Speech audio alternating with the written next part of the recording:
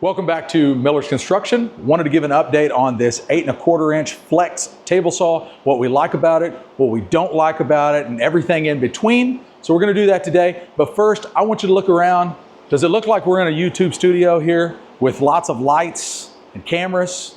No, we're on a real job site. We've got tools everywhere. There's sawdust all over the place, random shiplap boards. We are using this table saw to help us accomplish the task that we're getting paid to do, okay? Real carpenters, not actors.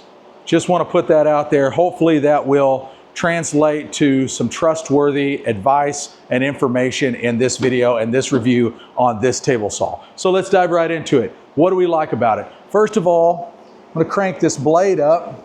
8¼ inch blade. You can see how much use we've put through the blade. See, we've got a little bit of pitch on the teeth. You know, it's been a good blade. I like that this is a 24 tooth blade. The 10-inch table saw from Flex that we've got downstairs has a 48 tooth blade on it, I believe. Do not like that blade at all. I do not like that Flex sends that blade with that saw. I wish they would send a 24 tooth blade. Even though we're up here doing technically finished carpentry work, I just feel like a cordless table saw needs a 24 tooth blade on it. If I need to do some finer finish stuff, I can put one on there.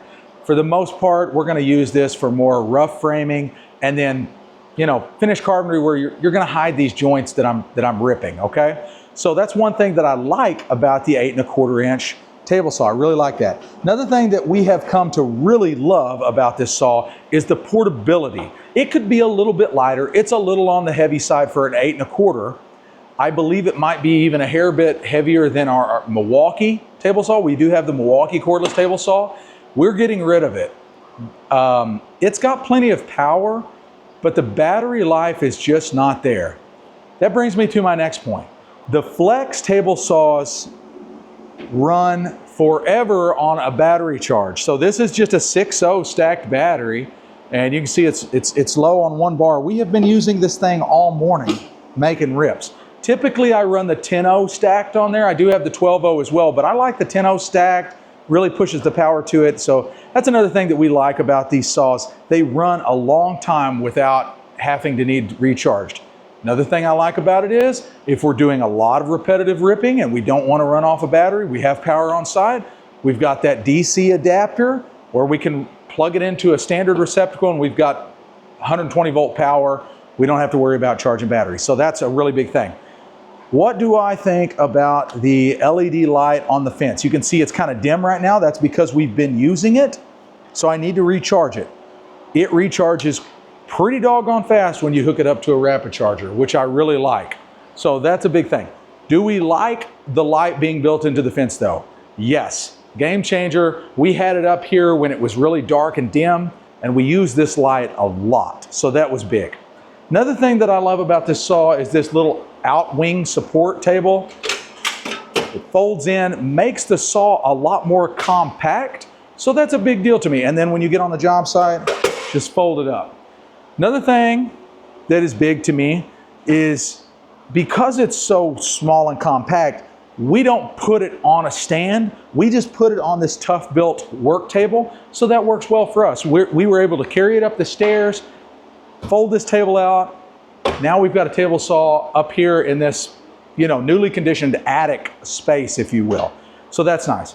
But something that I don't like about the tool, I don't like that there's no saw stand available. And that goes for the 10-inch and the 8¼ inch table saw. I had to put my 10-inch Flex table saw on a DeWalt stand. So hopefully that's coming. Hopefully they'll, you know, update that and bring us some Flex stands. Now, I want you to come around here. I want to show you something else that I don't like about it. There's always room for improvement. If you come down here and try to focus in here, see this bar right here inside? This bar, see my finger touching it? Sawdust, if it's not really fine, will get plugged up. Let me give you an example of some of the sawdust I'm talking about. We're ripping, this is white pine, okay? I have had to blow this out multiple times because this thicker white pine sawdust gets caught around that. plugs it up, and then what happens, I'm getting sawdust all in my face. So I don't have an extractor hooked up to this thing. I know I probably should because of all the sawdust, but this is the work site, guys. This is real life scenario, so something to think about. As far as power goes, plenty of power. I think I mentioned this. Come around here real quick.